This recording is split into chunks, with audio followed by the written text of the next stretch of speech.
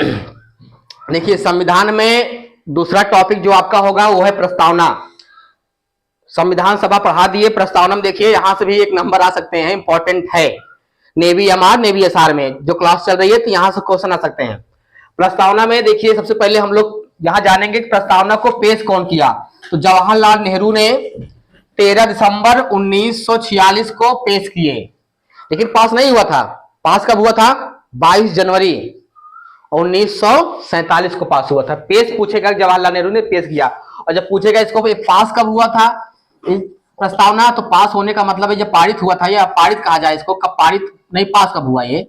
तो बिल को पास कब हुआ? तो ये हुआ था 22 जनवरी 1947 को पारित हुआ था।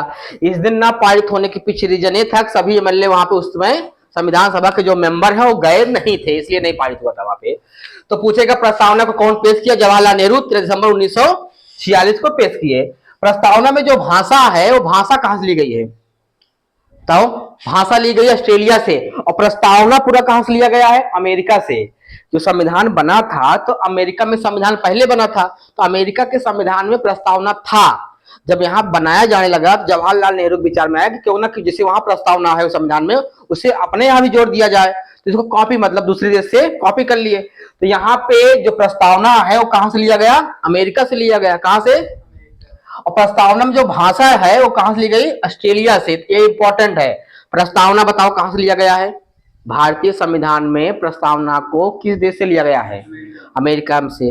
भारतीय संविधान में जो प्रस्तावना की भाषा है, भाषा को कहां से लिया गया? ऑस्ट्रेलिया से लिया गया। तो उसमें प्रस्तावना में क्या है? हम भारत के लोग 26 नवंबर को अंगीकृत, मतलब ये सब है, अखंडता, निरपेक्ष, धार्मिक, मतलब अखंडता, समाजवाद, यही सब उसमें है कि हम भारत के लोग डाट 26 नवंबर 1949 को अंगीकृत, ऐसे करके लिखा है। प्रस्तावना में देखो, प्रस्तावना के स्रोत में जाएंगे तो संविधान के स्रोत में देखेंगे यहाँ पे हम भारत के लोग, जनता, ये स्वरूप है संविधान के स्रोत में। प्रस्तावना में जो संविधान का स्रोत है हम भारत के लोग, जनता, ऐसे करके लिखा है वहां पे। और स्वरूप है वहां पे क्या है? भारत एक संपूर्ण प्रभुत्व संपन्न देश है, भारत एक समाजवादी, भारत एक पंथनिरपेक्ष देश है, भारत एक लोकतांत्रात्मक देश है, भारत एक गणराज्य और गणतंत्र देश है। ये सब उसमें है, इसका स्वरूप है प्रस्तावना का। उद्देश्य में क्या है? न्याय। प्रस्तावना का उद्देश्य क्या है? न्याय। और न्याय कैसा हो? सामाजिक, आर्थिक और राजनीतिक।